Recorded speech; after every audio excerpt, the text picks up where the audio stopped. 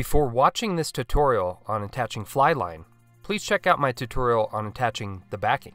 I have linked that video in the description section. To get started, we will first want to remove the twist ties holding the line together. Then grab the end that has the tag that says attach this side to the backing and remove that tag. Some fly lines have a loop on the back. However, for this video, we will concentrate on how to attach line without a loop. This line does, however, have a loop at the other end that attaches to the leader.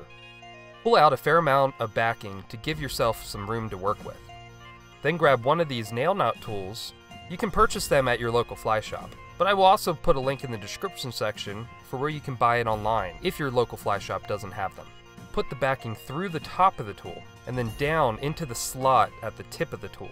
Then wrap tightly back up the tool about 5 to 6 times, holding with your index finger with each wrap. Push the wraps together so there is no spaces. Then push the tag end through the wraps from the back end up through to the front.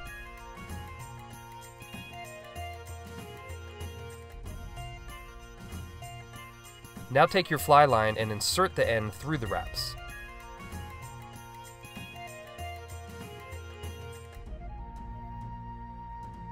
Then grip the tag end tightly and make one quick pull to pull the knot off the tool and onto your fly line.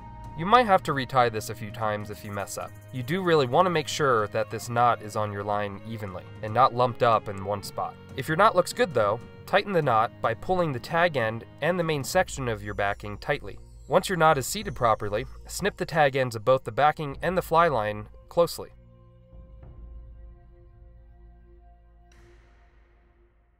This knot will not slip, and is perfectly safe to fish the way that it is.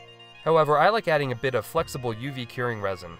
I use Flex Formula by Solarez. However, there are many resins out there and you could use any of them. But if you don't already have some, I linked to where you can pick up some Flex online. Just squeeze a bit of resin onto the knot, and then spin the knot to make sure it is coated evenly and smoothly around the knot.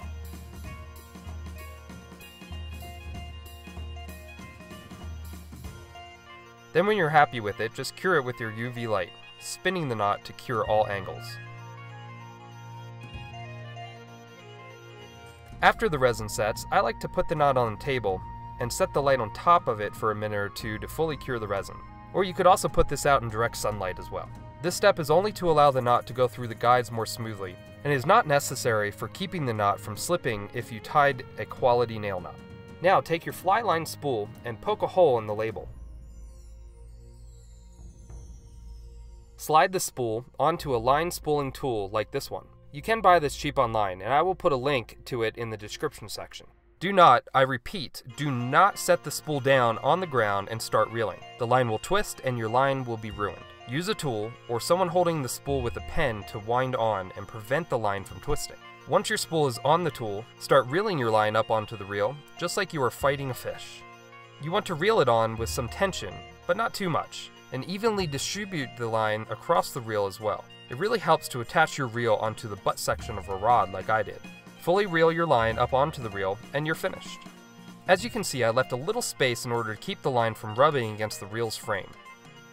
If you added too much backing before attaching your line, you will have to strip off the line and cut off some backing. Once you do this a few times, you will get the hang of how much backing to put on the reel.